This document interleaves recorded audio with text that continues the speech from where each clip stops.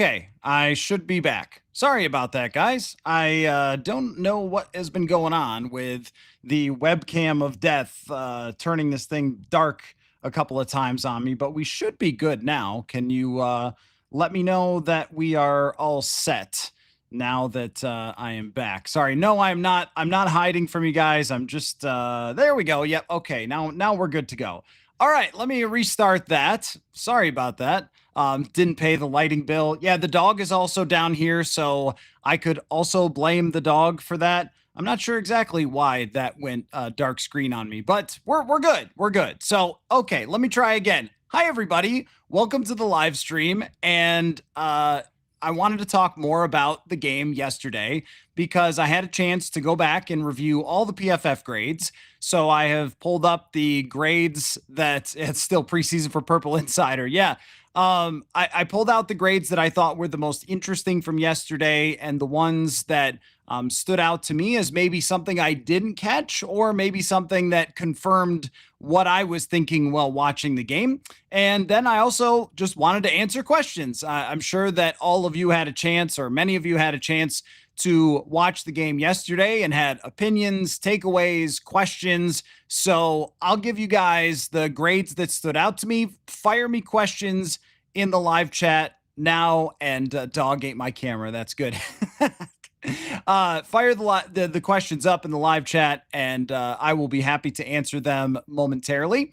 And we'll go from there. We'll have a little fun. I decided I couldn't spend 2 days in a row, or even one day, not talking football with you guys. And of course, this is a very big week for the Minnesota Vikings. They will have practice on Monday. I'm not expecting it to be the most intense practice of all time, but they have a day off Tuesday. So we might see some stuff tomorrow and maybe even some lineup tweaks or changes based on what happened in the preseason game. So I'll be on the lookout for that.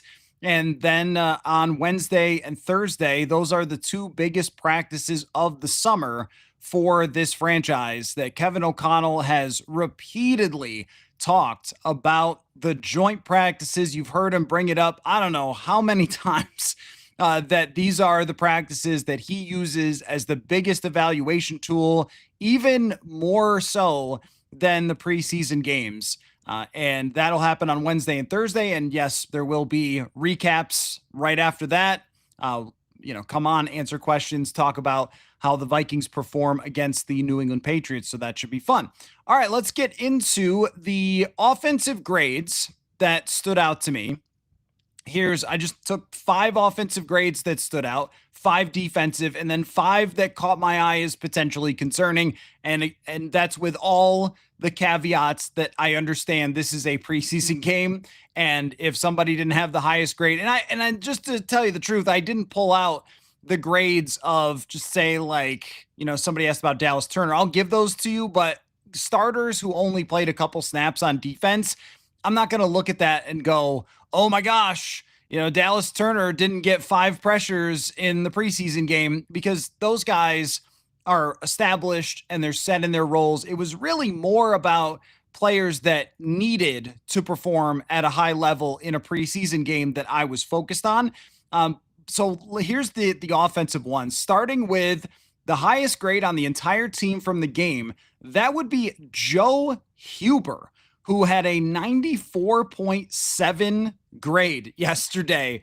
And I mean, I thought that Huber looked good, and I certainly noticed that there was room to run for Xavier Scott, and that the pass protection wasn't too bad when he was in the game. But I did not expect to open up PFF and see a 94.7 grade for Joe Huber. And one great preseason game doesn't necessarily mean that Joe Huber is suddenly on the team, but it did make me wonder about the backup offensive line situation, where Justin School, I think, has had a pretty tough summer, and that's in part because he's been going against some really good talent. Even Gabriel Murphy, spoiler, Gabe Murphy's on this list on the defensive side as well. So even when he's been going against Murphy, he's been having success. And, Jonathan Grenard, I'm assuming that School, because of his experience, will be there, but it also caught my eye that Walter Rouse played really well. He was second on my list at a 74 or a 78.4 grade. He played left and right tackle. And then Blake Brandel was playing right tackle yesterday. And that made me wonder, is there any consideration to the idea of trying to keep someone like Joe Huber and potentially cutting Justin School if they don't like what they've seen over the summer, and having Rouse and Brandel as the backup tackles? I'm not ready to quite go there yet. I mean, they went out into free agency, they signed School, he's played before in the NFL. But if they like some younger guys and they know that Blake Brandel can always play tackle in a pinch as he did in 2022, then that might open the door for somebody like Huber, or at very least, if they end up with him on the practice squad, that's a guard to start developing as a backup into the future. Again, one preseason game, but usually you don't see too many grades that are that high for an undrafted free agent guard, even in this type of environment. So Rouse had a good game. The fact that Logan Brown only played with the fourth teamers and Rouse played at both left and right tackle says to me that the 53 that I did the other day with Rouse being cut in favor of Brown is probably not right. Just 5 or 6 days ago, Brown was getting a ton of work with the twos. So I don't know what happened there for why he had dropped out of that group. And then they had Brandel playing tackle instead. I mean, you never know about, hey, maybe they don't want to showcase this guy or that guy too much to the world because they might get picked up. But Rouse now having a year under his belt, a good training camp last year, and playing this well in the preseason game bodes very well for him. No surprise here, Xavier Scott was the third highest graded player, and the guy that, I mean, Scott is a Mr. Mankato dream right now. He was somebody that has been on my radar and I brought up on the show, and it's not his first year in the NFL, but I don't think he's actually played in any games. In my mind, that qualifies him for Mr. Mankato, especially when you come out and on the first preseason game, you show out like Xavier Scott did. That just screams Mr. Mankato all over the place. So the fan favorite from yesterday has also been someone who's impressing in practice on a day-to-day basis and performed very well yesterday, Xavier Scott. Lucky Jackson got the fourth highest grade. And this isn't just the whole grades on the entire team. This is notable grades for me. And Lucky made a really nice catch when Sam Howell was in there. And JJ McCarthy talked about the throw that went over Lucky Jackson's head. And he had said that he was just a tick early in when he released that ball. And that's why it wasn't where it was supposed to be to Lucky Jackson. But that's another guy who has had a really, really good training camp. And Lucky is another guy where I'm like, can that be Mr. Mankato? I mean, he's been on the practice squad for a couple years, but he's never played. So I think the answer is yes. I wasn't thinking of him as a Mr. Mankato type of candidate. And maybe you guys have in your heads what should qualify somebody for that. But I think an XFLer, and by the way, he's going to join the show tomorrow, an XFLer, a guy who's kind of been through it in the NFL and hasn't ever gotten into a game and hasn't ever made it. I think that he qualifies for that. And it looks more and more like they just trust Lucky Jackson as being that wide receiver 3, as being someone that knows the offense and can get in there and can catch the football when it comes his way. And to have a good preseason game, I think it, again, boded very well for Lucky Jackson. I mean, right now, with what happened with Rondale Moore, Lucky is on the team. It's really just a matter of, and we'll definitely get to this when we get to the Q&A, it's really just a matter of, do they want to go out and get someone else? Or do they think that they are going to be okay with Lucky Jackson? Because we haven't seen in a lot of him in real games, but as far as behind the scenes, I mean, they've been seeing Lucky Jackson for several years now. And in practice, they've been seeing him in a big sample size with Justin Jefferson out, and it's been impressive. So for him to grade well yesterday, there is a chance that they go into that week 1 with wide receiver 1, Justin Jefferson, wide receiver 2, Jalen Naylor, and wide receiver 3, Lucky Jackson. And I don't think that in that scenario that Lucky would play 50 snaps. I think it would be much more like 20. And then maybe you'd mix in Ty Felton and you'd use a lot of Josh Oliver in that scenario. But it's not impossible that could be the case. And then last on my list of notable highly graded offensive players was Max Brosmer. And they graded Brosmer the way that you and I all thought that Max Brosmer played. And I got a few messages yesterday like, hey, look, we've done the fourth quarter legend in the preseason before. And that is absolutely true. And it is against fourth stringers. It's also with fourth stringers. But I think it was more for Max Brosmer about how he did it than it was with the fact that he did, right? I mean, Brosmer threw the ball very well. He threw it on time. He looked in command of the offense. He looked like a real quarterback. And what I'm always looking for is the preseason stuff to match up with what I see in practice. And so with Max Brosmer, I wrote about him after minicamp because I was impressed. And throughout training camp, when he's gotten out there, he's looked good. Almost every single time that he gets an opportunity in a practice period, he looks like he knows where the ball's supposed to be going. He's got a quick release. It seems like he understands the offense at a pretty high level. And then he came out and performed like he did.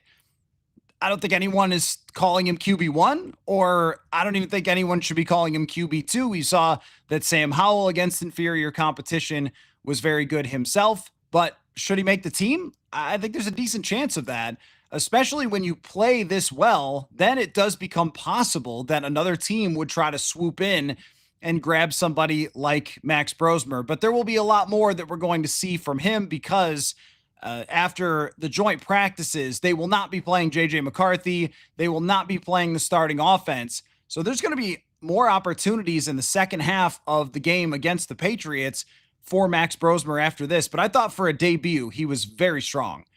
And what I really liked was that he threw the touchdown to Dante Fleming, and then they took the touchdown back. For those of you who stuck all the way through the end of the fourth quarter of a preseason game, like, you belong here. You get the neck roll for today. But I just really like the fact that Brosmer came back and threw a touchdown on the next play. And it didn't look like it was, and I don't know his reads, but it didn't look like it was his first read. It looked like he had to wait on something to pop open and then timed it perfectly with Miles Price in the back of the end zone. And he's been really good in those red zone drills. I know the red zone drill has probably had more conversation about it than I can ever remember, but the one guy who has been able to step up is Max Brosmer in those drills. And I think he processes well and he gets rid of the football quickly. You see, he doesn't need a huge windup to throw it. So not surprised to see him on this list. Now on the defensive side, another couple of non-surprises. I mean, Gabe Murphy was an absolute beast.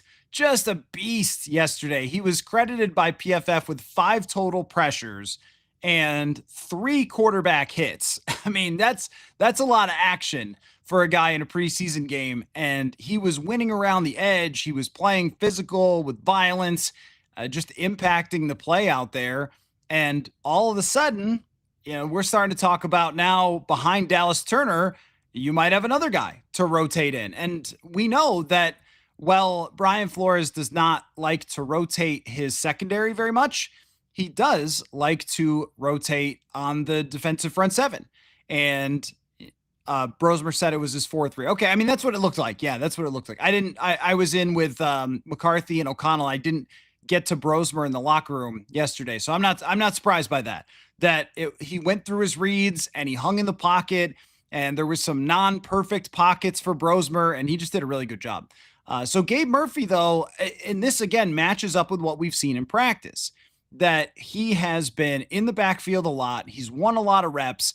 And he said yesterday after the game that it was like, thank goodness I got to actually hit someone. And it looked like he took out all of the frustration of not being able to hit the quarterback on Keaton Slovis and the other guy who threw 3 interceptions. They were all over the place, Gabe Murphy. And Bo Richter had a couple of pressures as well. Richter's grade overall wasn't great because of coverage, but he had 3 pressures. So they got a lot out of that group. And Murphy could potentially carve out something for himself. This is not a guy who's new on the scene to this coaching staff either. Last year, early in training camp, he really impressed them as well. Elijah Williams, another Mr. Mankato candidate here. He had four pressures yesterday and graded a 79.9, second highest grade on the defensive side. And this is a guy that doesn't really get a whole heck of a lot of reps in practice. I know that the chat has been asking about him, and I can't really say much when I see him in practice because I've only seen him a little bit. They don't run the threes a lot in practice. So a preseason game for the guys who are the threes, I mean, that's really important for them to get out there and perform like Elijah Williams did yesterday and to put up four pressures. This guy comes from Morgan State. He played in the HBCU All-Star game and dominated that game. He was phenomenal, and that's how he ends up as a Minnesota Viking. And he showed it. He showed that there is some jolt to that guy. There's some juice. And after the game, it was interesting to hear Kevin O'Connell really talk a lot about Elijah Williams, about how he sits in the front in the meetings and how he doesn't really love to sit down and watch D-line individual drill film. But Marcus Dixon, the Vikings D-line coach, was like, hey, I got somebody that we need to take a look at. So he's here. And the 53 would be very hard to make for Elijah Williams, but could be one of those development situations where next year we are talking about him. Another guy was Chaz Chambliss. That one did not stick out to me so much live, but he played 31 snaps and he ended up with a 70.4 grade. Didn't end up with any quarterback pressures, but did have 4 tackles yesterday. And Chambliss started out injured during training camp, and I don't think has had a ton of reps to really get ramped up, but was kind of one of those intriguing potential practice squad guys when he came in that, played at Georgia, was kind of in a rotational role, good athleticism, that kind of guy, but maybe doesn't exactly have the perfect specs as an outside linebacker. So he had a good game. And then Zamiah Vaughn ended up on this list as well with a 68.7 grade. Not flawless for Zamiah Vaughn, but was targeted a couple times. I think he was targeted 5 times. I can pull that up. Targeted 5 times, and he allowed just 2 completions. So nothing from Zamiah Vaughn that would make anybody think differently from what we've seen so far in training camp. And he got a lot of work. I mean, these guys, actually a lot of players got a lot of work yesterday. Vaughn had 37 snaps, which was the second most on the team. So they really wanted to get a lot of look at Zamiah Vaughn. Dwight McGlothern ended up with 27. As of right now, I've got both of those guys on the roster, Vaughn and Dwight McGlothern. So, that's the defensive side. Gabe Murphy, Elijah Williams, Chaz Chambliss, and Zamiah Vaughn. But a lot of guys got into the game. And here's a couple of the stats that I thought were a little bit concerning from yesterday's game. And again, let me say that this is a very tiny sample. It's a preseason game. And the reality of PFF grades is they love the 1-to-100 system because it's really easy for us to analyze. They think of them like Madden grades and stuff. But if you make one mistake in a preseason game, you're going to get banged for it pretty hard with the PFF grade because there's only a handful of plays. So if you get a negative, it's going to bring your grade down quite a bit. And I think that's the case with one of the guys on the list here that had one missed tackle and it brought the grade down. So here's the concerning grades though. Donovan Jackson, only a 55.9. His pass protection grade was in the 30s. And that would be another situation where he only played 12 snaps. He got kind of run over on one of those snaps, and that hurt his pass protection grade. Still, it wasn't exactly what you wanted to see from Donovan Jackson. I'm not throwing up any red flags, not hitting any panic buttons or anything else like that on Jackson. I saw, in the comment section yesterday, like, hey, man, this is pretty concerning. And okay, well, let's give it a little bigger sample than that. It was just, one play that he kind of got, but he's on the list because he's the first round draft pick and he didn't come out and start throwing bodies all over like the Hulk. Michael Juergens had a fine overall grade because he was good in run blocking. And that was the case last year during training camp where he graded very good in run blocking, but he ends up on the concerning grade list because he had a 53 pass protection grade and he played a ton of snaps. He played basically an entire game's worth of snaps because Zeke Correll got hurt So Jurgens had to come into the game. I think, right? That was him at the end of the game who came in. And so he played, I believe, 43 snaps in this game, ends up with a 53.1 pass protection grade. There was also a couple of snap issues that happened while he was in, which may have been the quarterback, may have been him, but there has been a little bit of, a little bit of an issue at times with the snaps in practice. So, yeah, some of you are saying that his foot got tripped up with the center. I mean, either way, like ending up on your backside and grading in the 30s by PFF after your first game was not where you wanted to see Jackson.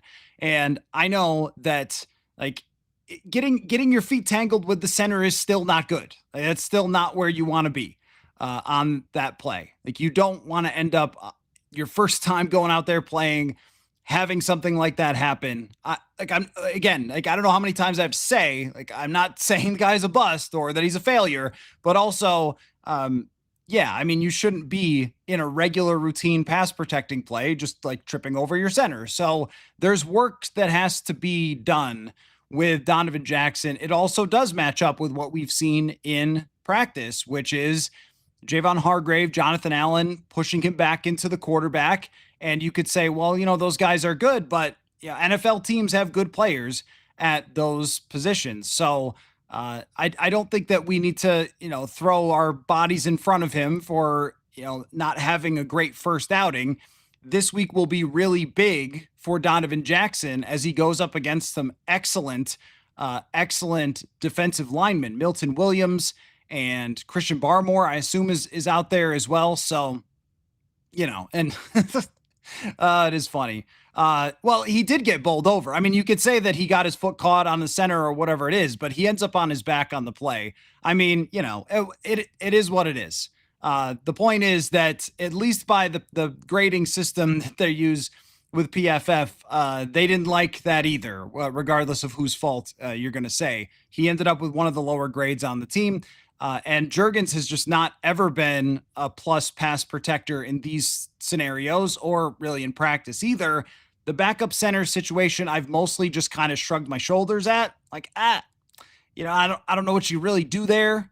He knows the offense, and if you have to put him in, then it's probably not a great situation if Ryan Kelly has to go out. But with snapping issues, that's where I would get a little bit more concerned, because you can't have that in games. You can get pushed back and you can lose a rep as a center against good defensive linemen, but you definitely can't have the snapping issues that you've had.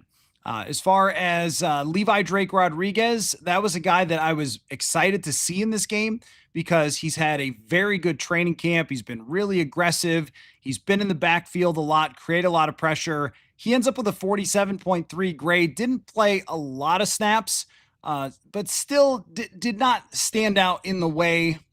I mean, look how many snaps that he ended up with.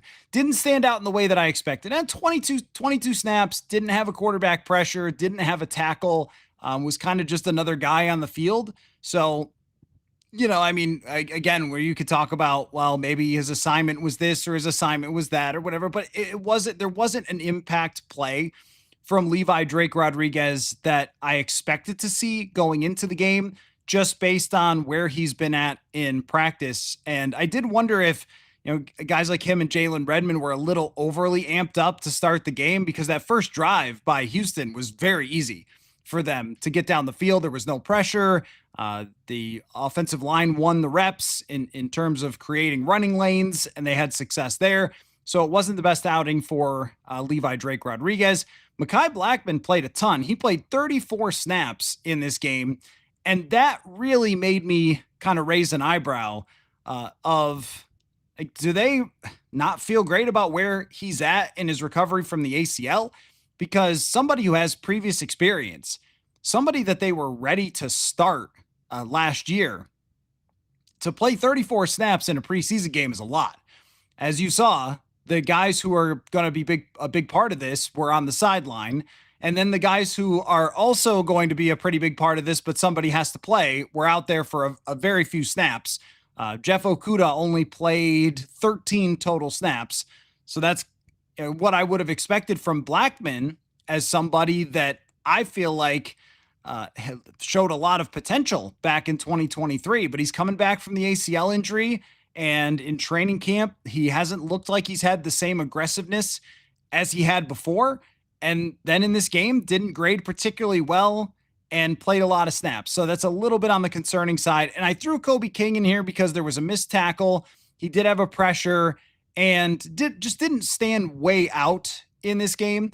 I still think that King is a player that they like and has a good chance to make it over Brian Asamoah, but nonetheless, a notable draft pick player who didn't jump way out in this game and ends up with a 57.1 rating from PFF. So there you go.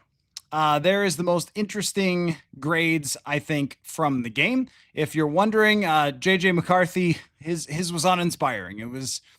I didn't even look very close at it. It was like a 64 or something, which was fine, which is exactly kind of where I had it yesterday. It was a fine appearance from JJ McCarthy. They accomplished what they wanted to accomplish, and that's kind of how he graded. Sam Howell graded very well, and what that means, that I'm not really quite sure, because if you don't perform very well in practice and then come into the preseason game against the vanilla defense and do well, which means more? Now, if he uses this and has a good week and kind of picks up on the momentum of a good preseason game, then it will quiet all of the Sam Howell talk, all of the, hey, should they look for another quarterback conversation. If he goes out and plays against the Patriots and looks pretty good and starts to turn a corner, it can be hard in this offense to learn it very quickly. And he just got here on draft day. So I think what Sam Howell did was bought a little bit more patience by playing very well in that game. And then if this week goes well, then you've got yourself a backup quarterback. If it doesn't, then we're still going to be asking that question. Is there somebody else out there under consideration? All right, let's first, I have a sponsor for the show, and we've got our FanDuel question of the day. Here is the FanDuel question of the day, my friends. There are 5 players that FanDuel is given a shot at 2,000 yards that you can bet on whether they will get to 2,000 yards. There's 5 players. Saquon Barkley, Derrick Henry, Bijan Robinson, and Jahmyr Gibbs. Now, I think only 2 of those guys have a real shot. I don't think Robinson or Gibbs can get there, but those are the 4 players. 4 of the 5 that the Vikings play all of them. So all the guys, 4 out of the 5 guys that FanDuel is giving a shot at 2,000 yards, Barkley, Henry, Robinson, and Gibbs, the Vikings are playing them. Here's what I want to know from you guys. Where will the Vikings rank in run defense? FanDuel question of the day. Where will the Vikings rank in run defense, knowing that they are playing 4 guys that are on FanDuel's list of players that you can bet to reach 2,000 yards? So look forward to your answers later in the show. Where will the Vikings rank against the run? Mama wants to know about Bo Richter and Dallas Turner. So Dallas Turner only played a couple of snaps. He played 9 snaps. I really don't think that's enough. I mean, his grade wasn't good, but it's 9 snaps. I don't think that that's enough to really be talking about. Bo Richter's overall grade was not very good, 52.1, but that was mostly because of coverage, where there were a couple completions into his coverage. His pass rush grade was a 72.7, which was the second highest on the team to Gabriel Murphy. And that's what I've seen from Bo Richter in practice, really the last 2 years.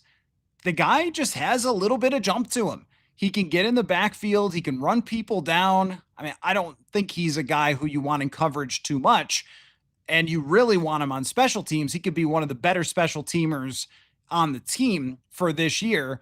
But if he has to get bumped up into a role where he has to play, this is now 2 years of preseason action where he's shown himself as a pass rusher. And if you go back and look, when he came out, his numbers in his pro day were phenomenal in terms of athleticism, strength, speed, quickness. It's just that he went to Air Force and didn't have a lot of attention, but even his production was very good. And this is where I think the Vikings have just done a great job of finding these types of guys like Elijah Williams, Bo Richter, Gabe Murphy, Ivan Pace, Dwight McGlothern, and Samaya Vaughn. And where it usually starts is productive. They're usually productive players in college. And sometimes, even if the specs aren't right, the college isn't right, the height's not right, the arm length, people mentioned to me that Gabe Murphy was not drafted high because of his arms. You guys, the NFL's out there drafting long snappers in the 7th round, and not a guy with a bunch of sacks and pressures because his arms look like mine. That's always been weird to me. Aaron says, how did the backup corners play? McGlothern, Vaughn, and Blackman. We talked about Blackman. Didn't think that he looked very aggressive in the game. Vaughn and McGlothern played fine. I don't think McGlothern graded super high, but he was only targeted, I think, 2 times in the game. Yeah, 63 grade, 27 snaps, and he was targeted, 2 times for 14 yards. So, I mean, not really a lot to write home about with Dwight McGlothern. It's been an interesting training camp to see him more with the 3s than with the 2s, and Vaughn has gotten almost all the work, where with the second team, Okudah is playing outside corner on the second team, like their first second team, if you want to call it that. And then Vaughn, and on the inside has been Blackman, which is also a little bit suspect to me as well, because he was scheduled last year to be a starting outside corner and not just a nickel guy. And for him to be playing a lot in the nickel, it does kind of raise that question. Like, do they view him as just a nickel now, or has he been passed so much by Vaughn that and Okudah that those guys are more trusted as the outside corners? And for Vaughn to play pretty well, I didn't think he was dominant. And there was one maybe missed tackle, and there was one completion in front of him. But for him to play well enough with how good he's been in camp, I mean, this is just the NFL, right? I mean, one day you think you're going into a season as CB2, and then the next year there's some undrafted free agent who looks like they're ahead of you on the depth chart. But yes, I think that is the group of backups. It's going to be McGlothern, Vaughn, and Blackman. I would assume that Blackman is still the first guy off the bench because of his experience. But in terms of the way that they've actually practiced, it has looked more like Okudah and Vaughn as the backup outside corners, and Blackman is the backup nickel. Mama wants to know the offensive line grades. I could pull up a few more blocking grades for you just to see how those played out. I mean, Huber's really jumped out at me. 94.7 is ridiculous, and Rouse was the second highest after that. And let me do it by pass blocking snaps. Leroy Watson was fine. Henry Bird was fine. Blake Brandel ended up with a 69.3 grade. That was okay for him, considering he was playing right tackle. And I don't know that he's played right tackle all year. School was okay in pass protection, and I thought, he was fine. Will Fries didn't grade very well, but, Will Fries is not somebody that I'm evaluating in terms of the preseason. And that was kind of it. There weren't too many. Logan Brown scored really well in pass protection, which I did notice a couple times throughout the game. I'm just curious why he was playing in the 4th quarter and not earlier than that, when he's been a little bit higher on the depth chart for a lot of this camp. Side to play says, any chance that Khalef Helassi will make the roster after his 2 interceptions? I don't think that those 2 interceptions are going to suddenly make them say, oh, wow, we didn't have you on the team and now we do because you got those picks. They were kind of right to him. I mean, one of them was a tip, right? And the other one was literally thrown right to him. It's nice to make plays on the football. And it's interesting that he was a corner and was somebody that they had identified that they liked, I think, from the Browns. And they moved him back to safety.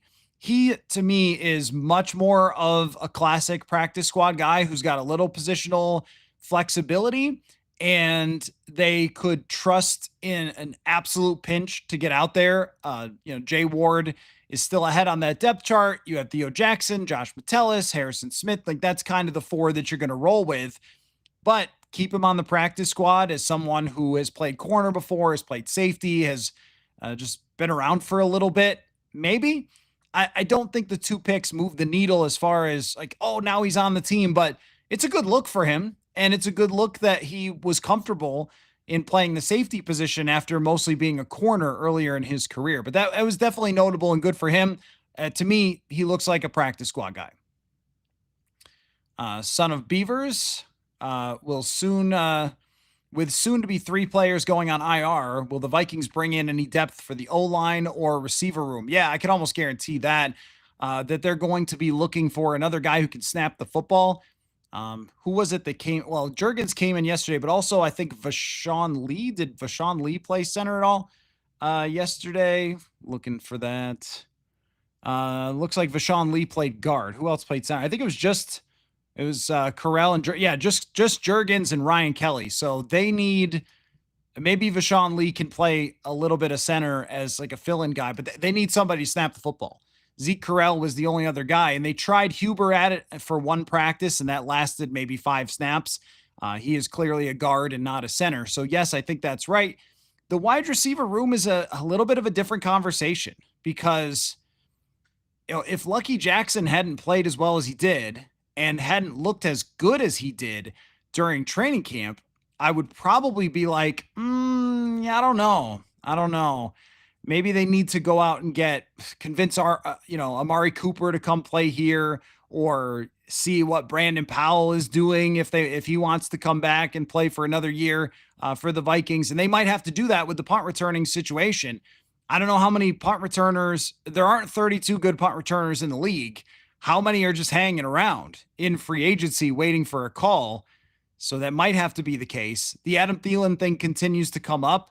It's possible that the Panthers would move him because their wide receiver room has gotten a little bit deeper with Teteroa McMillan, and Coker looks like a good player for them. Hunter Renfrow has suddenly been intriguing. Maybe that's on the table. I don't know. I don't think that they would do that, but I guess that's possible. But someone needs to come in here who could punt return, because as of right now, it's Silas Bolden. Miles Price didn't get a chance to get one yesterday. They gave a few to Bolden, and Isaiah Rodgers has returned punts before. That's about it. I mean, unless you're putting Jordan Addison back there when he returns, I don't think so.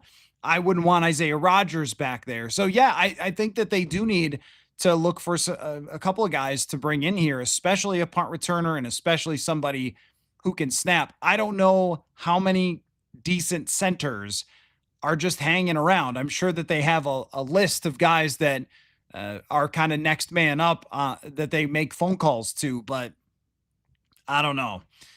I don't know if they would go for any sort of bigger play with the wide receiver if they are happy with what they've seen from Lucky Jackson, but maybe.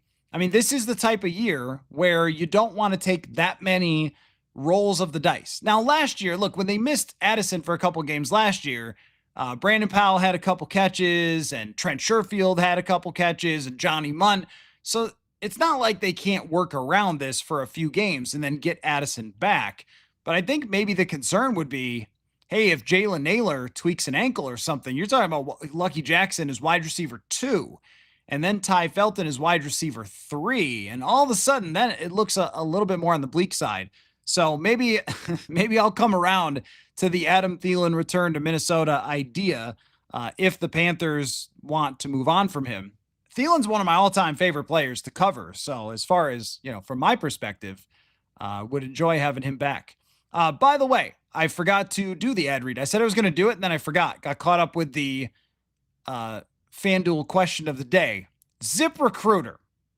Welcome them, sponsoring the show. I know that you guys out there, a lot of you own your own businesses, or you are in management positions where you hire people and it can be a headache. You have to sort through all sorts of resumes for people who aren't qualified, and you end up overlooking a lot of the best candidates. It can be tough, but what's not tough is using ZipRecruiter for your hiring needs. ZipRecruiter finds amazing candidates for you and fast. Right now, you can try it free. ZipRecruiter.com/audio, AUDIO.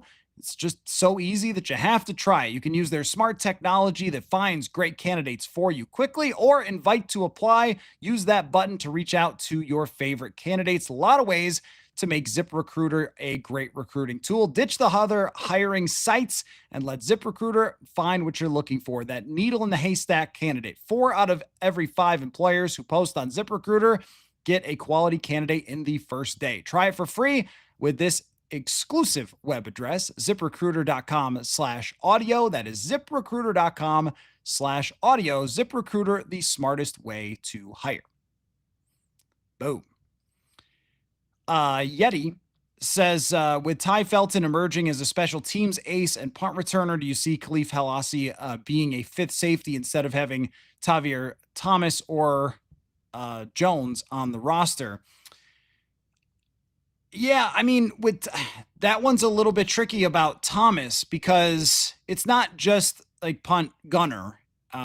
Sometimes it can be everything. You know, a guy who is a good special team snapper, it can play all the different special teams positions, like all those sorts of things can be useful for special teams and not just that one position. But I do think that Ty Felton being as good as he was yesterday as the special teams ace does help them if they want to fit somebody else onto the roster.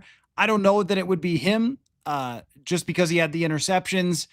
I'm not sure about how they feel about him overall. Remember, those interceptions were against their fourth, maybe fifth string quarterback. I guess it was probably be their fourth string quarterback who threw them right to him.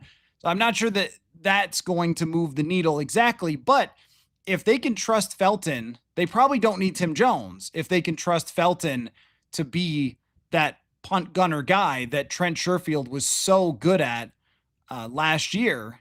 And he certainly looked the part. I mean, the effort, the speed, and if you're a good wide receiver, then you know how to get off the line of scrimmage against guys who are pressing up against you and physical up against you. So I'm not sure about where Tavier Thomas ends up fitting into this. I don't think that Jones is a guy that looks like he's going to make the team to me, but you know, maybe those penalties aren't as important to them as they were to us when we were talking about it yesterday. Jones is more of the proven guy. And in a situation like this, they may say, and that's what I'm saying about like the Adam Thelen idea, is even as good as Lucky Jackson's been, it's possible that they may say, hey, like we need somebody a little more proven. But my thought is you better get going on that quick. Like I know that Adam Thielen played in KOC's offense before, but if you're going to trade for a wide receiver who you want to play week one, it's getting late early. Like it's August 10th here. I mean, you got a month to get somebody fully up to speed and on the same page with the quarterback. And that's where the knowledge of Lucky Jackson plays in. And that's why he's the one who's out there. That's why Rondale Moore wasn't out there much, or Ty Felton taking those first team reps with Jefferson out, was because Lucky Jackson knows where to be. And he's really a master of the offense at this point. That's probably going to be more valuable to them than trying to go out and get someone who's ever so slightly better. Now, if it's Thelen and he's a quick study and he knows ball and he's been here before, then maybe. It'll tell us a lot about how much pressure they feel and also how they really feel about Lucky Jackson. I think they're buying. I think they're buying what they've seen from him so far. Son of Beavers, do we think Xavier Scott has become RB3? So I'm kind of back and forth on this because to the other reporters in the perch in our little area where we stand and watch practice, I've been the person yelling out Xavier Scott season every time he makes a play. And as you know, I've probably brought him up more than important players on this show.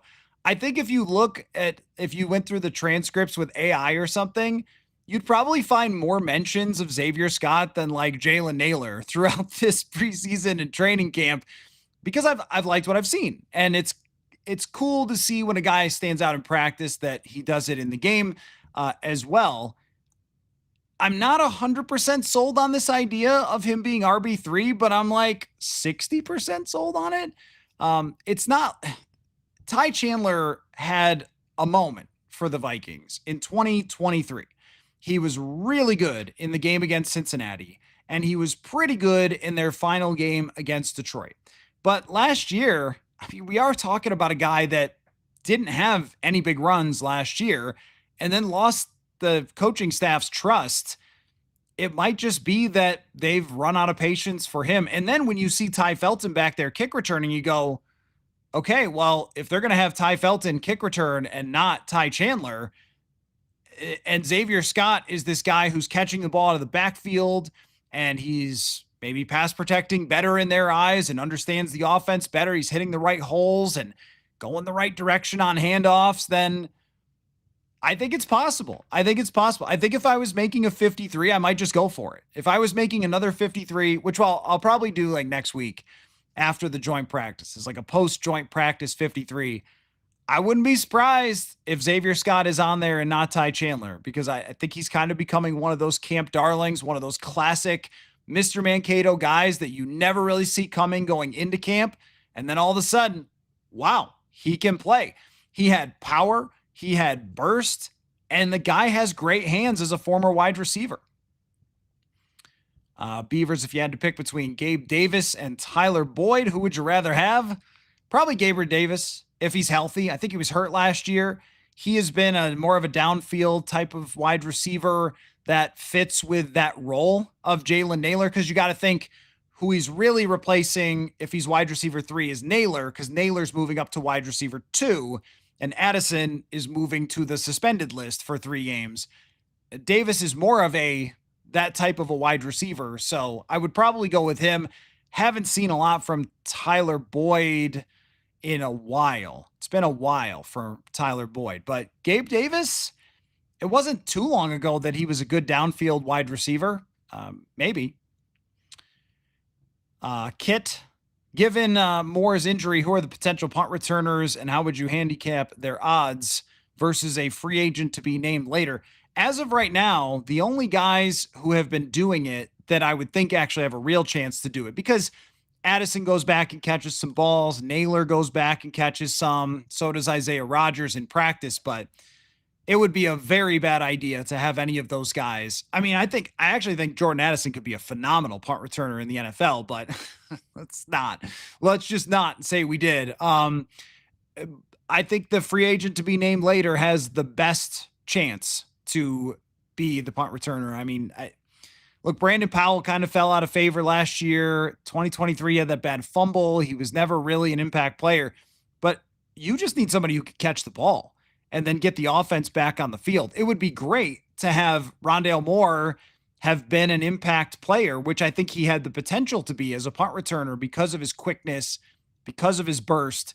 But I mean, now you're talking about, can you just get someone who can catch the ball? And maybe there will be a punt returner who gets cut, who doesn't make someone else's roster. That's not a position where you really need to deeply study the special teams. Everyone probably has pretty similar punt returning. So they could wait and they could give Bolden a chance and they could give Price a chance and kind of go back and forth and see. I've liked Price a little bit more than Bolden. He caught the touchdown just in practice. I think that Price, kind of has some energy to him. He's got some power to him, where Bolden to me is so small. But we got one return from Bolden yesterday, and that was it.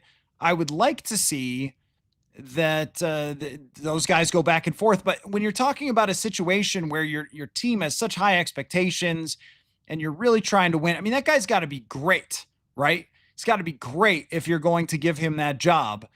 Not just, he was kind of the only one here and we didn't, you need him to be really, really good. Or go out and get a veteran who you're sure can at least catch the ball. Ronald says, happy JJ McCarthy. So happy JJ McCarthy played and thought he played well.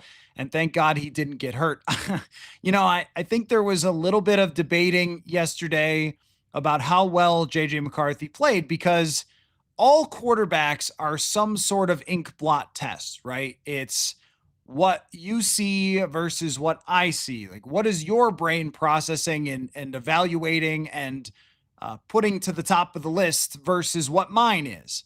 So I try to listen closely to the coaches and, of course, Kevin O'Connell, who really does tell us a lot about this whole process with McCarthy. I listen to him and what he has to say, and then try to make up my mind with what I saw and what I thought of it. Because if you were looking at it really cynically, you could say, well, that first bootleg was behind Addison. It's true.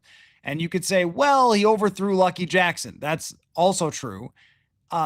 And hey, he scrambled, but you're trying to get a conversion there, and maybe he didn't spot where the hot route was or something, right? If you wanted to look at it from a negative perspective, I think the best possible interpretation was that on a route like the overthrow to Lucky Jackson, he I think, learns from that. That was not a great throw, but you learned from that about the timing of that particular route or that concept or that receiver or whatever it is. And as he said after the game, that he understood he needed to wait another click in the pocket before letting that ball go. And then he would have completed it to Jackson. It's just a little bit of a learning moment. The emphasis for me was really on how everything looked in terms of the ball coming out of his hands, the play call getting in, the pass protection, the snap, the general vibe of how it looked with him as QB1. I thought it all looked fine. It wasn't a mind-blowing performance. It certainly wasn't one that made me really concerned. And you like to see him get out and run in his first preseason game after getting hurt. So I thought it was overall, it was fine. And as you said, it's an A+ because there was no injuries. He's probably not going to play another training or another preseason game. This is a huge week for him at training camp. But considering that we are a month off still from the actual game, and this is the first time he's been in since, last year, I thought it all looked fine. I didn't expect him to be super sharp. But the one throw that got debated was the one that was caught by Addison, where he had to dive for a completion. And I thought that throw was good. My initial feeling on it when I saw it was, it must have been offline because he had to dive for it.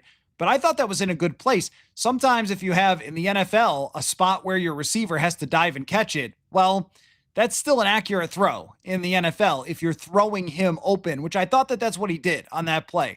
If you look at the release where he starts to separate his hands to throw the ball, Addison hasn't gotten out of his break yet. He throws it to a spot. The timing's pretty good. He has to reach out and grab it. Big play. And look, if you got to throw it in the general area to Jefferson or Addison to where they have to dive or reach out to get it, those are 90% completions for those two guys in that type of area. That's just the NFL. I mean, you'd love to hit every single guy dead between the numbers flawlessly, but a lot of times that's not what open is in the NFL because the coverage is good.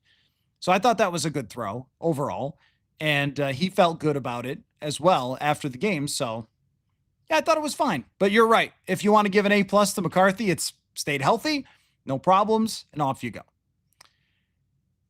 BE says, how about giving Scott some reps at wide receiver and see what happens? On Madden, I would do that. On Madden, I would 100% do that. David Palmer. When I used to play video games with David Palmer, I would put him at wide receiver on some packages, and I would put him at running back on other packages. I would do the same thing with Eric Metcalf, and it was great. With Xavier Scott, he's a running back for a reason. I think he's got good hands out of the backfield, but he hasn't taken any reps at wide receiver in years. He came out as a running back. He was with the Colts as a running back. He's been with the Vikings as a running back. If you're going to get another wide receiver, which is very possible that they will, they need to go get another real wide receiver, not just, hey, let's hope that this guy can remember how to run the routes and learn something new. Like, he's barely on the team right now, in my mind, much less asking him to have a different position. So I don't know if I'm quite into that idea yet. Aaron says, how about the screen game? I know it's preseason, but the screens looked better. Yeah, I mean, I don't know what to make of that. Because you are talking about the preseason, but I did notice that with McCarthy, that one rollout went pretty badly for McCarthy to CJ Ham. That's one where you got to dirt that ball. Just throw that right in the ground. That play didn't work and move on.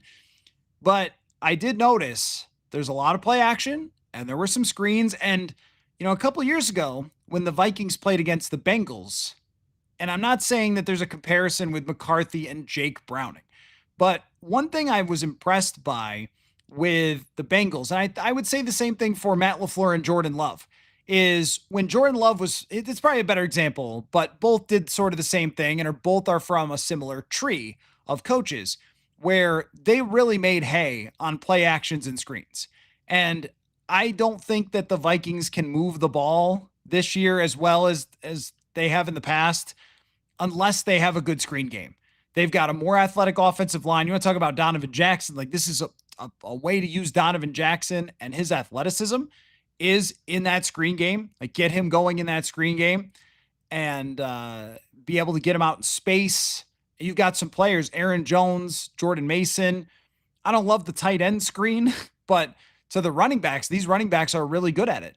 So I agree with you. I think that it's a sign of a good coaching staff that you can convert on play actions and screens, because most of the time, those are entirely based on just how you set them up. Those are much more based on the play design and the way you maybe throw in something that's a little bit of eye candy or throws off the defense, or you get it against the right look where you check into it or something. There's a lot of coaching to that. And with play actions, a lot of times it's open wide receivers. That's why Kevin Stefanski and Gary Kubiak ran it all the time with Kirk. Get the bootleg going, get guys coming across the field open. Like, those are easier throws for the quarterback, and they need those, especially early in JJ McCarthy's career. So that was noticeable to me. Son of Beavers, I feel like we're still going to bring in cornerback depth with Rasul Douglas or Stephon Gilmore. I don't think so right now. I have not felt like right now that they need to do that. If someone gets hurt, then I would say yes. If they really don't feel good about where Okudah is at, then I would say yes, because Blackman just has not looked the same as he did a couple of years ago. But all the reviews of Okudah seem to be that they feel really good about him in that position.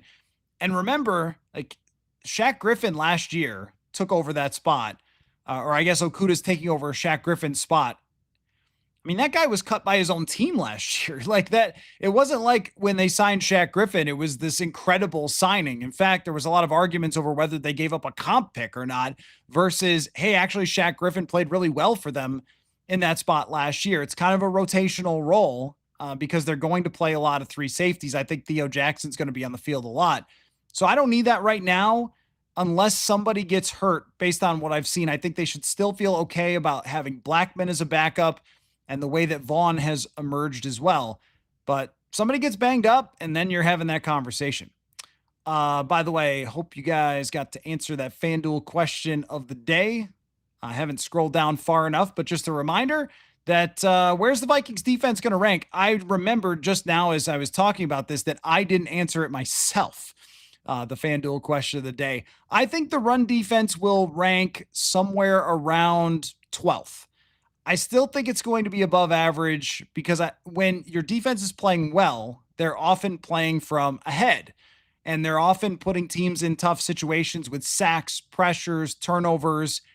And even if they're playing some great running teams, if you put those teams into situations where they can't lean on the run and they're not ahead, most of the worst run defenses are just terrible teams.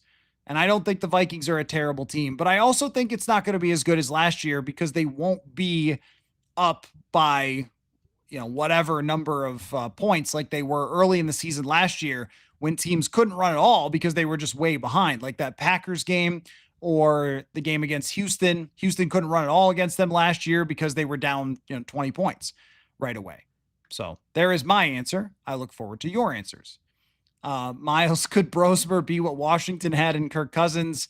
I mean, let's not get ahead of ourselves. I do think that Brosmer can have a career.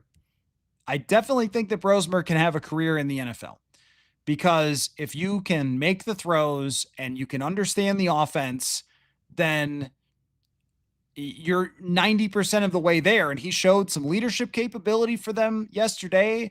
His release is pretty quick. His velocity was fine on the football. It's not blowing my mind, but it's pretty good. I'm not there to say yet, okay, well, he's a future starter in the league like Kirk. I mean, Kirk has had a great career for a guy who's drafted fourth round. So I mean, that's an outlier. That doesn't happen very often, but does he look like a guy who could play? He does. He does look like a guy who could play. He looks to me like somebody who ends up in the league for 10 years and starts a handful of games and has a really good NFL career and then becomes a coach afterward and goes from there. Frank says Brosmer won't make it through waivers. They had to pay a premium to land him. Well, he especially won't if he continues to play this well. And that's where if you cut Brett Rippon, then I mean, I don't know that Brett Rippon is getting picked up by anybody. if you cut him. I think you could get him back on the practice squad. If you cut Brosmer, there's probably another team that had their eye on him that might try to pick him up and put him on their roster. Phil said Chambliss looks the part. He immediately grabs your attention. Yeah, I agree. I mean, I thought he had some jump to him, and he played a lot of snaps too. So he was out there quite a bit, got a lot of experience. That's another guy that I see, or that I want to see more of in this preseason. I really want to see more of, because he was hurt off the bat of training camp. And then when you're with the third team, there's just only a handful of snaps that you're going to get. So getting 31 snaps yesterday was really good for Chambliss, and he will get a lot more going forward here because they're not going to play any of their starters. Cans like the way that Tyler Batty looked. He had 2 quarterback pressures, 64 grade, also another guy that played a lot and looks like the same sort of thing. Like, it looks like the same sort of thing where he is going to be somebody that we watch a lot in the preseason and has a good chance to make the practice squad. Michael, longtime listener to the show. Great to see you, Michael. Says the year is 2026. Purple Insider is booming, and you need a defensive version of Tuesday morning left guard to add to the feed. Who from the 2020 to 2024 team are you choosing for Wednesday morning defensive backs? So that's a good question. If you're only giving me 2020 to 2024, that makes it harder because they had some pretty bad secondaries there. But I think that there is a really easy answer, and I'm assuming that Harrison Smith hasn't retired yet in 2026. I don't know. Maybe he never will. Easy answer is Patrick Peterson. Patrick Peterson is one of the most impressive people at breaking down the game that I've ever run into in my career. And I know that when he came out of college, he was a physical freak. He lit up the combine, all that sort of stuff. But as he got older and he wasn't as fast, he was still really effective for the Vikings because of the IQ. And he's a great talker. He did some podcasting. I did a story about him with the podcasting, and he really enjoyed it. Like, he enjoyed that getting in front of the microphone, sharing opinions. And I think I haven't seen it recently, him doing a lot of podcasting. He was doing it with his cousin, Brian McFadden, who is Bryant McFadden, former Steeler, who's a really cool guy and is actually a really great broadcaster for CBS. So they were doing it together. I haven't seen it pop up recently, so maybe he stopped after his career. I don't know. When he was with the Vikings, every time he would talk on his podcast, it would become a headline, and maybe he didn't want that as he was moving on from the NFL. But the offer's out there, Patrick. I don't think I have enough money to pay Patrick Peterson what he would want to do every week on my podcast, but it's out there for you, buddy, if you want to come back. We had a lot of great conversations in the locker room for free. Sloth says, how did Taki grade? Yeah, that was one that actually stood out to me because Taki Taimani did not play a lot of snaps in this game. He actually only played 12 snaps, had 1 quarterback pressure, 57 grade. I just don't feel like there's been the same commitment to him this year. It feels like it's been Levi Drake, Jalen Redmond, and Tyrion Ingram-Dawkins have been the guys, and not so much Taki Taimani. So I don't know if that's a position that they really are thinking about, is that true nose tackle. It seems much more that they're trying to get clones of the guys that they already have, which is, I think Levi Drake is much more of a Harrison Phillips. And then you have the other two that are kind of penetrating guys or great athlete in Ingram-Dawkins' case. And Redmond is more of get to the backfield. In the run game, FanDuel question of the day. In the run game, I think they're just going to rely a lot on their really good tackling from everybody else. Just hold serve up front enough and don't get steamrolled completely. And then Cashman, Pace, Metellus, Harrison Smith, the corners are pretty good tacklers. Isaiah Rodgers, for a small guy, has been a good tackler in his career. All those guys are going to have to step up. Brad says potentially 5 UDFAs make the roster: Urasek, Vaughn, Brosmer, Huber, and Williams. Joining 4 former UDFAs on the roster, any team that comes close. I don't know in terms of how many other teams have for undrafted free agents. There are a lot out there because they fill out rosters and stuff. But I don't know about Urasek. He got a lot of snaps yesterday. None of the tight ends made much of an impact. I would guess he makes it right now, but that could be a scenario where they look to the waiver wire for a veteran. I don't know about Huber. I mean, he had a great game and looks like somebody who's gotten a lot of reps and has been pretty good during training camp so far. Really good game yesterday. But who's coming off at that point? Because are you keeping 10 or are you keeping 9? Because if you keep the 5 starters and then Brandel, School, Rouse, and Juergens, that's 9. So are you cutting School to keep Huber, the undrafted free agent? I don't know. And Elijah Williams to me is a practice squad guy that you feel great about. But fitting him in the 53 would be really hard to do. Brosmer, I could see. And Vaughn, I think, is a lock right now. But I would probably go that maybe 2 and possibly 3 would be the ones. Let's see.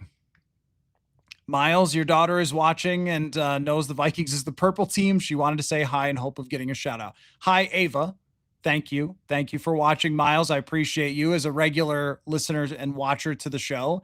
And don't tell your daughter what's happened to the purple team throughout history. So maybe she'll jump on board with you and you guys can watch the Vikings together. Let's see, Kevin, what happened to Blackman? I think when it comes to Blackman, that it's just the recovery from the ACL injury and getting back to that aggressive mindset after you've been through that. I mean, last year it was the first practice of the year and he goes up to try to make a play and ends up with missing an entire season.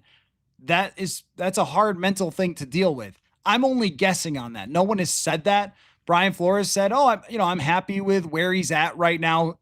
And then sort of threw in a considering the recovery, that kind of thing. I think that that's it. It's just not easy to come back from that and be back to your old self, like snap of the fingers, not early in training camp or even midway through camp. But if he continues to play this much in preseason, then I'm really going to think, all right, I've already moved on from there being any competition there, but also maybe there's something a little off with the way that his recovery is gone or his performance this year, because it just playing 34 snaps alone is a lot for somebody who you would expect to be more of the next man up if somebody went out. So now you wonder if Okudah goes out, is it Zamiah Vaughn who's the next guy up and not Blackman? That's how far it feels like it's fallen, but that can change as we go forward. Aaron answering the FanDuel question of the day, defense ranking 13th in run. That's about where I'm at. And, the reason that I brought that up as the FanDuel question of the day is because FanDuel has 5 guys that have a shot at 2,000 yards that you can put your money on. And 4 of them play against the Vikings, Barkley, Henry, Robinson, and Gibbs. I don't think that Robinson has a chance to go for 2,000 yards, but they also face running quarterbacks, and that matters too. I mean, if you ended up with, I don't know, giving up 100 yards to Lamar Jackson and 60 yards to Jaden Daniels and 55 yards to Jalen Hurts, that can shift where you rank in run defense. Doesn't mean your run defense was horrible. Those might be on scrambles, but it's all going to still get thrown into that same number. MC Sports, 14th for the run defense. John says the run defense will be higher than the pass defense rank. And that's where it might depend on how things play out. Bitter Bruce has got 12th. You guys are thinking right along the same lines as me. Not a Twerk says run defense will rank 18th. Pass defense will be stellar, forcing teams to run. Yeah, I mean, if they're playing a lot of close games, then they could get run on more. If they're playing in games from ahead like they were last year, then they're going to force teams to pass. Will teams be afraid of passing the ball against this defense? Maybe not, because you can look at it either way.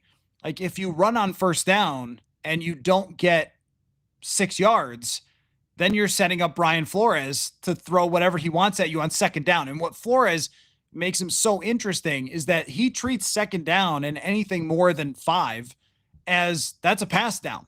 Like I'm treating that as a pass down. I'm going to send a bunch of blitzes and I'm going to go after the quarterback on second down.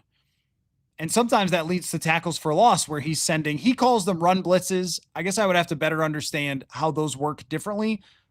But trying to guess on the run and blow up a play. But if you get to 2nd and 8, he's going to send the house at you. So maybe teams will try to pass a little bit more on first down. I don't know. They're facing some serious run teams. Kinetic. Is Xavier Scott solely playing running back now, considering his time at wide receiver? Could he be a swing running back wide receiver? If he makes the 53, where do you see him fitting in? So he hasn't taken any snaps at wide receiver. It's entirely been running back. He's a running back. He's switched in college in his last year and played almost exclusively running back after that in the NFL. I mean, he's a big dude, and you could tell that he's put on some girth since the Vikings got him last year. Coming into the camp, he wasn't anybody that I was paying much attention to, and he sort of made all of us be, in part because he got bigger and certainly treated his body like, I'm going to be a running back. I'm going to take the punishment. As far as where I see him fitting in, I think there's a good chance that he makes RB3 on this roster, that they will end up trusting him, even though he hasn't played, a little bit more than Ty Chandler. And I also think that he can play special teams snaps as well. And he can do different things on the special teams, whether it's the guy who calls for the snap or going down and, making a tackle or something like that, right? I mean, he might be someone who could play a ton of snaps on special teams that Ty Chandler, maybe they didn't feel as comfortable with, where Chandler was here as a returner. But if he's not going to be a returner, then what's he really going to be? If they're going to use Ty Felton, it just feels like, and even the way that Kevin O'Connell responded to the question, he didn't really truly answer the question about Xavier Scott, but kind of the way his body language responded to it, it felt like he was excited to see that from Xavier Scott as well. Colton, as a Utah fan, love watching Vaughn. He was incredible. Glad he's doing well. Maybe you could tell me, Colton, and I know I'm way behind on the questions here, but maybe you could tell me why you think he didn't get drafted. I'm always so curious of why some of these guys have not been drafted. I mean, the same thing goes for, Gabriel Murphy, where short arms? What are we talking about here? Short arms. It shouldn't keep a guy with talent from being drafted and who was really productive against pretty good competition. I mean, I remember looking at those stats when he was coming out. And, there was Laiatu Latu, who got all the attention, is, high draft pick. And then the other top guys, Dallas Turner was one of them. And then here was Gabriel Murphy's name that kept coming up in all the production statistics. You're like, okay, well, why is that? That he would go undrafted after producing. I know he's a little older and doesn't have quite the quick twitch, but I mean, if you could get a guy who could play 300, 400 snaps beyond special teams, create a little pressure, carve out a role for himself, that's much better than drafting a punter. Kevin said Will Fries has a small sample size of being good. Might want to keep an eye on that. So with Will Fries, yes, there's definitely some question there of he really had last year. Those first 5 games were phenomenal. And the previous year, he was above average or around average, a little above. That does not mean necessarily it's worth $17 million. Yeah, I think that's a good point, that's something to keep an eye on. But I wouldn't use the preseason game as evidence just because, well, he is coming back from an injury and he's got a sample of actually playing. This is the point about Donovan Jackson where, I try to say, like, here's the fact of the matter is that he had a 35 pass protecting grade in 12 snaps and maybe 8 of them were passes and a couple of the reps didn't look that great. That's all we have to work on with Donovan Jackson. It doesn't mean I'm saying he's a bust. It just means I don't think it was the debut that he was dreaming of where he's picking up people and throwing them out of US Bank Stadium. Where with Will Fries, it's a guy who missed some of the offseason and he's got a couple of years of playing. But we will be asking throughout the year, is Fries worth $17 million? Certainly.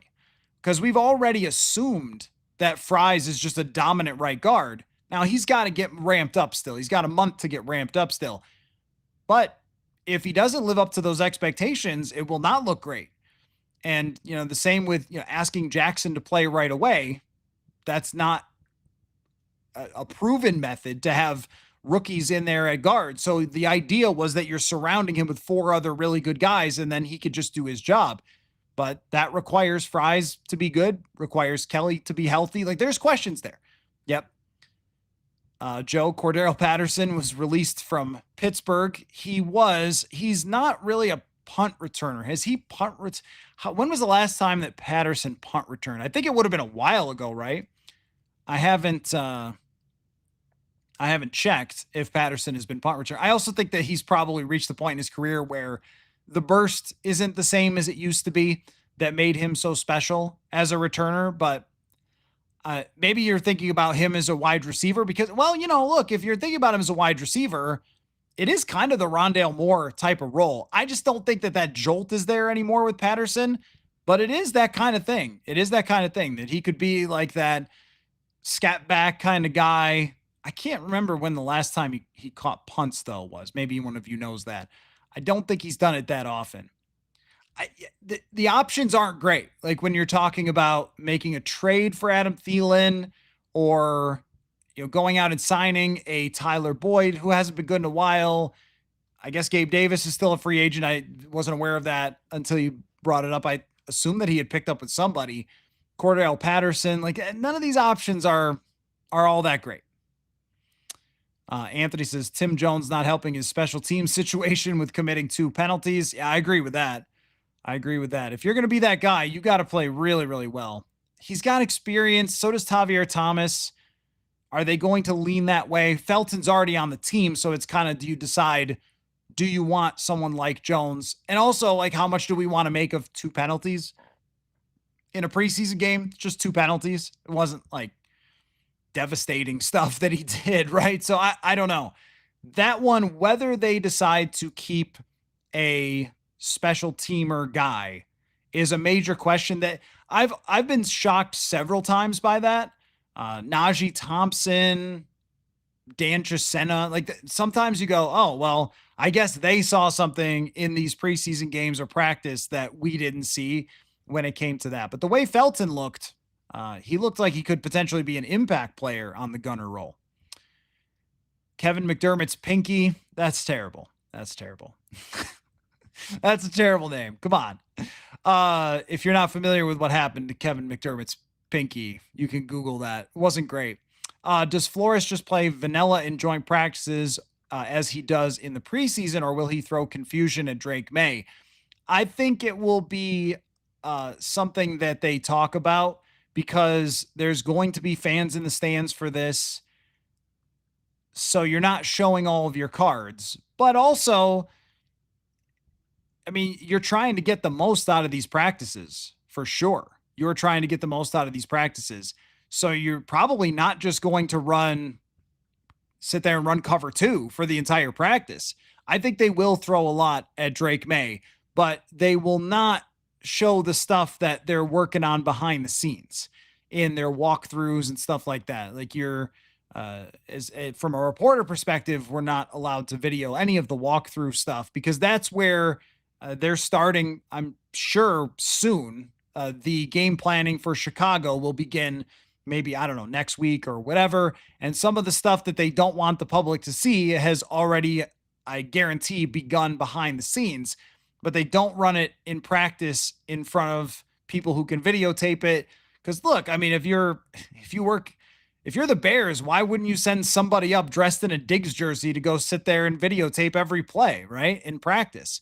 So that is probably something that could be happening, and they won't show all their cards. But look, I mean, if you're running a double A gap type of blitz, it's still going to be pretty nasty and dropping somebody off, but that's not something that you can watch as an opposing team and go, oh, wow, I've got it all figured out of Flores defense. Like, you don't know when they're going to throw those different wrinkles and stuff like that. And I don't think that they use, I would just guess, the practice is open to the public. I'm guessing they don't use the hand signals that they use in the actual season.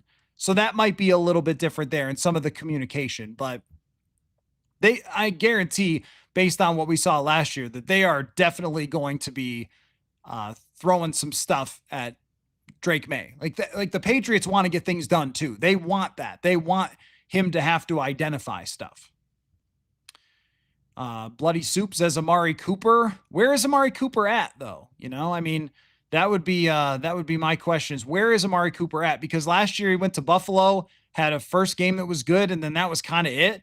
Like, is he just done? I mean, can you bring him in now and have him be a part of the offense? They have to consider these things, though. They do have to consider all of them. And after Rondale Moore's injury, I've kind of rolled my eyes a little bit at the idea of Thelen coming back, but it's not the craziest thing because these are the types of receivers you're talking about, is guys who are older or could potentially be cut by another team, somebody to just have as a backup plan. Because as much as I like Lucky Jackson as someone who can play on day one, that doesn't mean that Lucky Jackson, if he goes down or someone else goes down, what's the option after that? Or that he's ready to be wide receiver 2 if he has to step into that position. Miles says, can't trust anything past Jefferson or Addison. We might need to add 2 guys. Yeah, I mean, if Jackson hadn't been so good in camp and then in the preseason game, I would say, yeah, probably. I think Felton can get in a game if you need him to, and you saw him make a couple catches yesterday. But they need someone else. It's just, do they go with, hey, we're good with our group, and these are our 3 receivers to start the season? Or are they saying, all right, with Rondale out, he was supposed to be that veteran fallback type of guy. Now we're going to look for someone else. Would not be surprised if anybody shows up here and, Cooper or Boyd or even the Thelen deal. I don't want to rule anything out. I don't want to rule anything out with that wide receiver position. Tristan says no on Silas Bolden with a question mark. Well, he only had 2 attempts yesterday.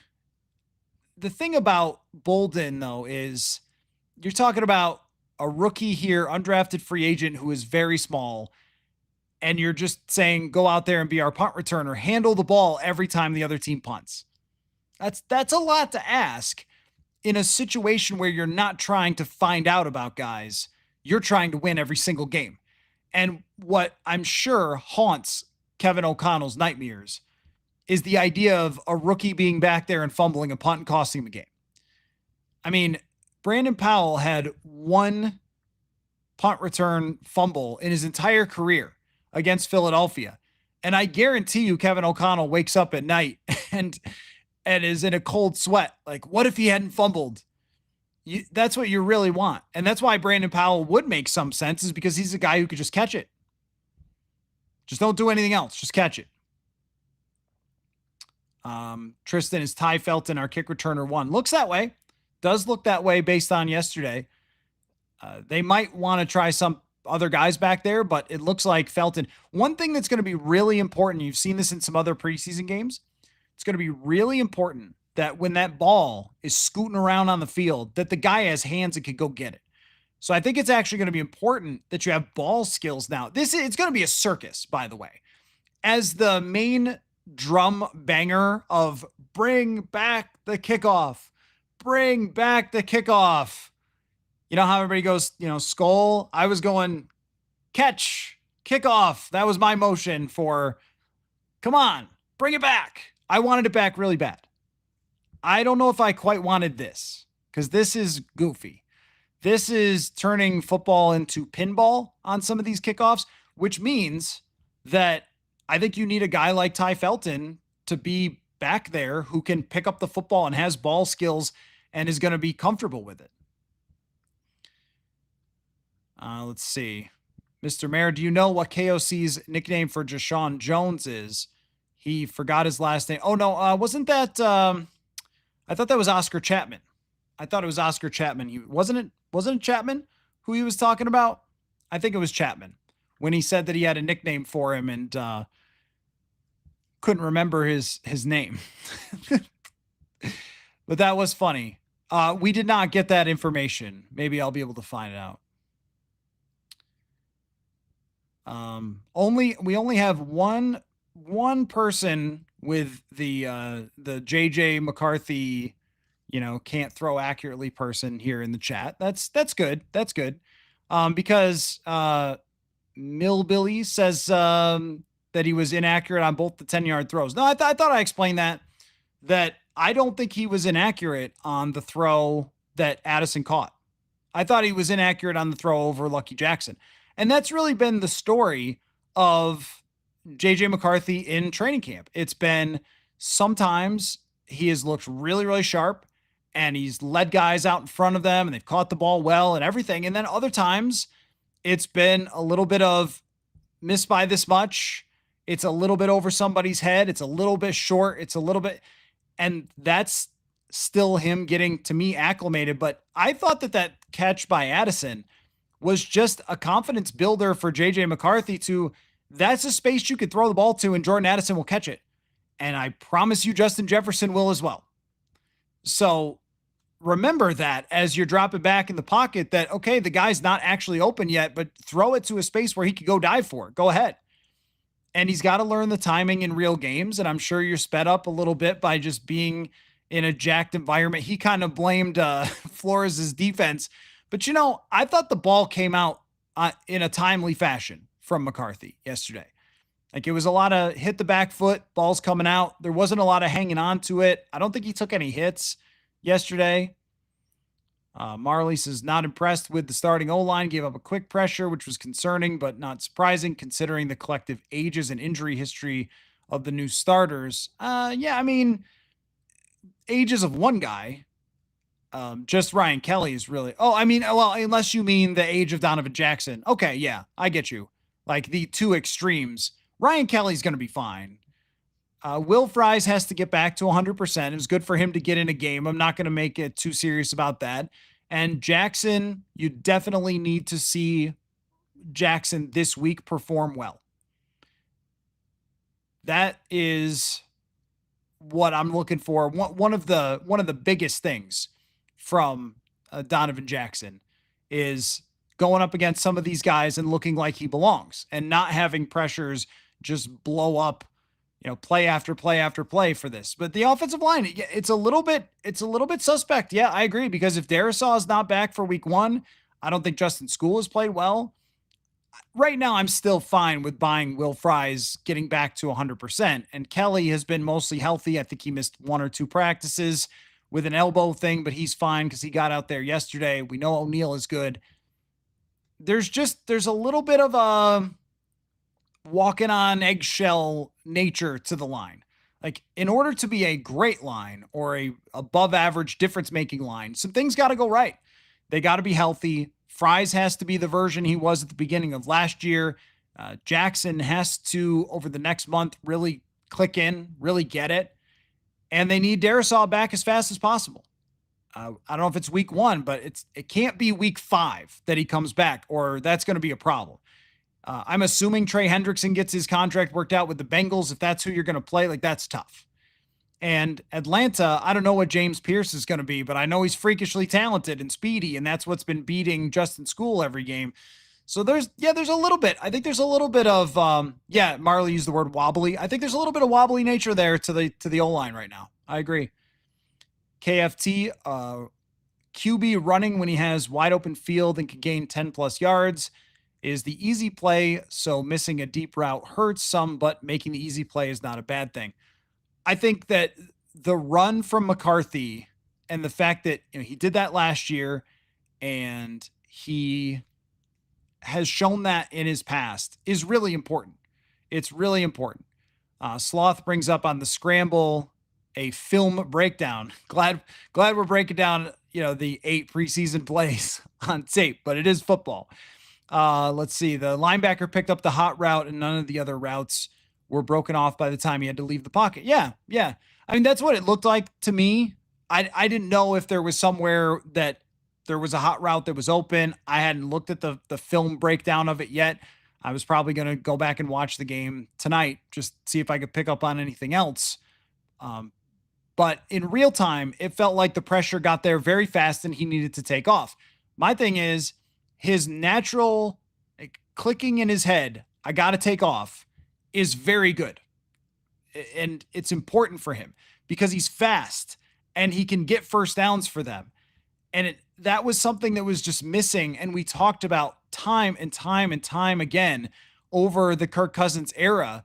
And we saw it a little bit from Sam Darnold last year. I thought that Sam Darnold needed to do it even more with some of those get out there and instead of running backwards, just scramble a little and get a couple yards when there's pressure up the middle. But he always was kind of trying to go backward and, squirreling around back there and taking sacks, where I think McCarthy has a really good sense for how much time he has in the pocket and when he needs to take off and get out of there. And that was a big play for them. I mean, if that was a real game and he converted a fourth down on a scramble where they blew it up with a blitz, we're saying A+. Great job. That was a big plus play for him. KFT, how often does a lineman that isn't stout become stout? Because Bradberry never did. Jackson is not stout. Oh, well, Jackson is more stout. No, Jackson's more stout. Maybe I have to look up the definition of stout. Do you mean now? Now I'm trying. Am I misunderstanding what? Because I think of stout as big, or do you just mean in time, like for the beginning of the season? Because you also might mean it in the way that like he's showing himself to be very good.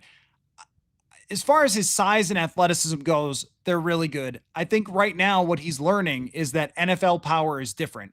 And he's going to have to anchor and he's going to have to fight and he's going to have to do everything he can to survive a lot of these plays versus NFL guys. He did play tackle in college because of the stoutness of the size and the power and athleticism, but it's just different when you're facing guys like this. And there's going to have to be an adjustment period. So can you get through the first quarter of the season surviving and advancing at guard and not looking like Ed Ingram? But it's only a couple plays. And I want to see, does he play in the next preseason game? If he does, then okay, I don't know. If he doesn't, then all right, well, they must feel okay with where he's at. Not sounding any alarms yet. I just didn't exactly love it from what he showed in his first game over a couple of snaps. Miles says Jordan Mason looked impressive. Get used to that. I get used to that. If he's healthy this year, I think he's going to be a huge part of this offense. He's been very impressive. Marley says screen game, quick slants, some dump offs to the tight end and running back as well. So there's a big balance there with what KOC wants as his offense versus some of the easy button stuff. I think throws to the running backs are something that could be really, really effective in this offense. Really effective because Mason can catch it and like they're not going to throw him a bomb. He can catch it on those swing passes, those check downs, and definitely Aaron Jones is one of the better receivers at the running back position.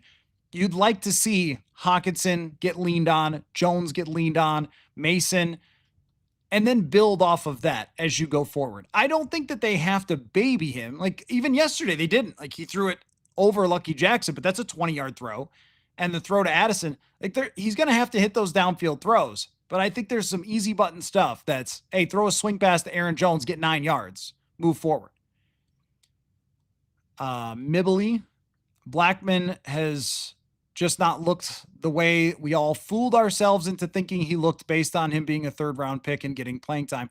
No, there's numbers on that. There's numbers on that can help us. And this is why we like the numbers on the show, because they can give us the real facts on a guy. So I could pull this up right now. I don't think we fooled ourselves. So in 2023, this is Mekhi Blackman.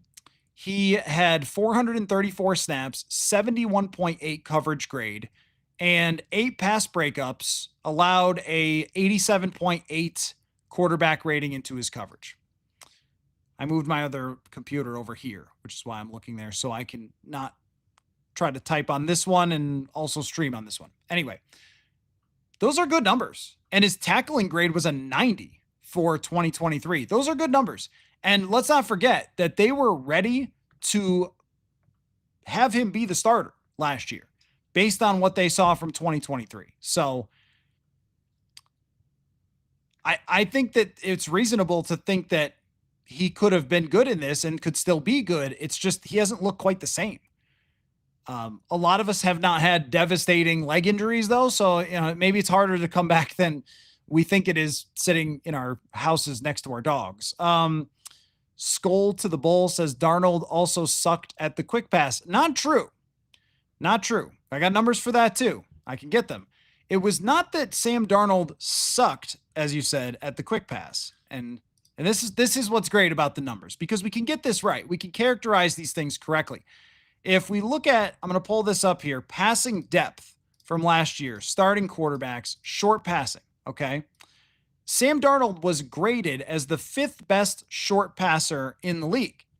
That means 1 to 10 yards, and completed 84% of his short passes, 15 touchdowns, 2 picks. Those are great numbers. The thing is that his percentage of short passes was the 5th lowest. So when he did throw short, he succeeded, but he just didn't throw short a lot. And he probably could have thrown short more often in this offense. And I think that he did later on as the season went on and their running game started to struggle, and they did improve on that. They even had some screens that worked out as the season went on. But I think that it shows you there that, and I'll look at what Kirk did in the short game. I think the short game can work. It's just that they didn't use it a lot last year. Let me see what Kirk did. So Kirk, yeah, he graded well too. Wow. Okay. 2023, Kirk was the 2nd best graded short passer in the NFL in 2023. So this offense has the answers there. McCarthy can lean on them, especially early on, but it's always going to be a Kevin O'Connell offense. And KFT says, still haven't seen the Vikings try a slant pattern. I don't think he's a big fan of that. In fact, I did an article with him in was it 2023? I think it was 2023, where I sat down with O'Connell and we talked about Kirk Cousins and throwing different routes.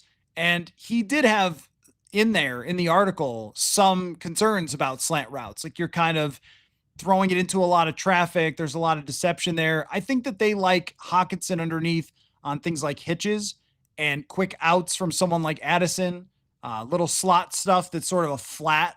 Like, if you have a bunch formation, you send 2 guys deep and you have somebody kind of curl off, that's more of his style.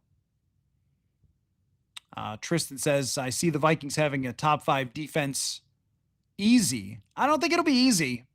That FanDuel question of the day, if you haven't answered it yet, 5 guys have a shot at 2,000 yards, according to FanDuel. 4 of them play against the Vikings this year. Where will the run defense rank? I don't think it's an easy top 5 because of the schedule and because of the opposing quarterbacks. I think that's the expectation, though. I do think that's the expectation, that they are going to have a difference-making defense. And that means sacks, pressures, turnovers, and if some of it is sacrificed in the run game, I think you just sort of shrug your shoulders if some of it is sacrificed in the run game, if you're creating more problems for the offense. But one thing that is, it's hard to repeat the number of takeaways and sacks that they had last year, especially when you're playing quarterbacks like, Jalen Hurts or Jaden Daniels, who can escape and, they run extremely well. It's not going to be an easy season for the defense. I think they got to be a lot better than they were last year to have the same results. Aaron, bring back Tristan Jackson on cutdowns if he doesn't make the Cardinals roster. He's certainly been around the Vikings for a long time. Is that different than Lucky Jackson and Ty Felton? Probably not. Didn't see much from Thayer Thomas yesterday. He was in a little bit, but not a ton. I think that there's somebody else on the way. Just who it is, I don't know. Could be Adam Thelen. I don't know. There's nothing we like more than bringing somebody back to Minnesota. Kit says, I see the run defense, FanDuel question of the day, see the run defense as top 10 unit, given the personnel additions. Even with a tough running schedule, they may give up some 100-yard games, but they're not a defense that someone can go for 150 against. Where it's going to be important, I think, is that guys like Jalen Redmond and Levi Drake Rodriguez rise to the challenge. I think that that's going to be important, that those guys end up stepping up, and when they rotate them in, that they play well. Because if they don't, and I didn't think yesterday either one was great, if they don't, it's going to be a lot harder, because it's going to be a lot on Harrison Phillips, as it has been the last couple of years. It's going to be a lot on Javon Hargrave, a lot on Jonathan Allen. They need those rotational guys to do something. They need them to be able to stop the run. They need them to be able to mix and match with different starters. Purple Purgatory, your favorite JJ play for myself, the scramble. Well, when I'm the person that banged the drum for many years about the impact of not having a scrambling quarterback, yeah, I would say there might have been a little snark from me. Probably. There might have been a little snark in the press box of like, oh, yeah, you're allowed to run for a first down. That's kind of a big deal. The number of, I could pull this up too. The number of first downs that you can get from the best running quarterbacks. That stuff matters. Let's see. I might have to do some work on that to get the running. Maybe I could get this. Who had running first downs? You think about, okay, I can get this. So Jalen, well, okay, let's throw out Jalen Hurts. Just throw him out because of all those tush pushes. But Josh Allen, for example, had 51 first downs last year running the ball. That's a lot. And even if we say, all right, well, he's not going to be Josh Allen. How about even Brock Purdy? Brock Purdy ran for 33 first downs last year. I'm going to go back to 2022 and look how many Kirk Cousins ran for. And even Sam Darnold last year, I don't think he ran for a lot of first downs. He would scramble occasionally. I'm going to have to use the 11. So in 2022, the last full Kirk season, he ran for 11 first downs. Like Brock Purdy was running for 30. That's a lot of plays. That's a lot of third downs. Sam Darnold had 23. Okay. So that's pretty good. 23. That's basically what I see JJ making an impact on. 20 or 30 first downs that you didn't have before because of the scrambling. And some of those are QB sneaks. Miles wants to add another wide receiver. If Jefferson or Addison goes out for a chunk of the season, we'll be on shaky ground. I guess my question is, are you not on shaky ground anyway if you sign Amari Cooper or trade for, Adam Thelen? Thielen's been hurt the last few years. Does he still have the juice? Maybe. But if you sign Amari Cooper or get Gabe Davis, did those guys have good years last year? Or Tyler Boyd? Not really. So maybe you're just better off with the guys that you have. I'm not against it. I think they will. I think they will go get somebody. I don't know who yet. And I don't think it just sort of solves all the problems, but I'm sure today they're on the phone trying to look for that replacement for Rondale Moore. And if it's Brandon Powell, it's fine. Powell's played wide receiver before and was okay during 2023 season. So he could be somebody that could slide in.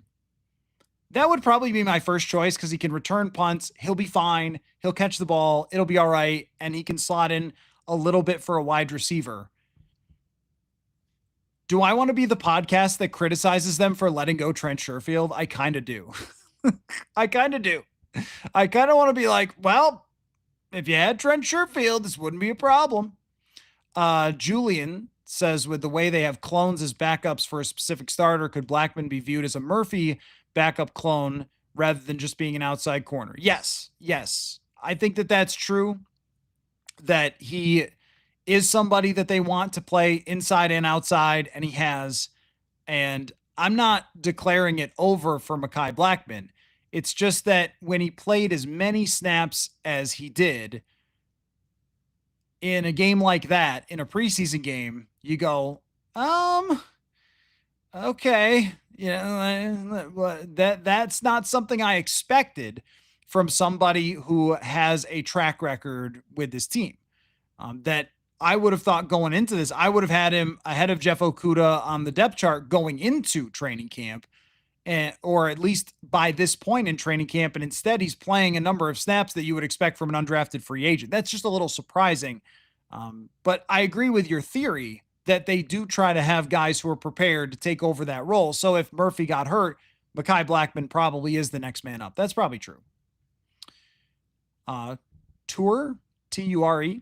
Why is it that that when Ty Chandler runs the ball, the defender is already in the backfield, but with other running backs, they seem to be able to get yards? Well, I think that there's been some issues with Ty Chandler in knowing where to run, and not just it's not just the pass protection. It's also knowing where to go. And there were several times when he played a couple years ago where you could tell Nick Mullins doesn't have it wrong. I guarantee it. Nick Mullins doesn't have it wrong. Nick Mullins does some crazy stuff with the football throwing it, but he knows all the plays. So he would turn to the left, and then Chandler's on the right, and it's like, whoop. Kind of reminded when I played junior high football, or I wasn't really fully sure of what the plays were. So it's kind of like, I think I was supposed to block to the left. We'll see, And some of that has felt like with Ty Chandler. He might just go down as a guy who kind of had a moment and that was it. And they might move on. I would not be surprised. Rob, any interest in Alexander Madison if he's released by Miami? I'm going to pass on that. I just don't think he was a great fit for what they did with this offense a couple of years ago, and just doesn't have a lot of quickness.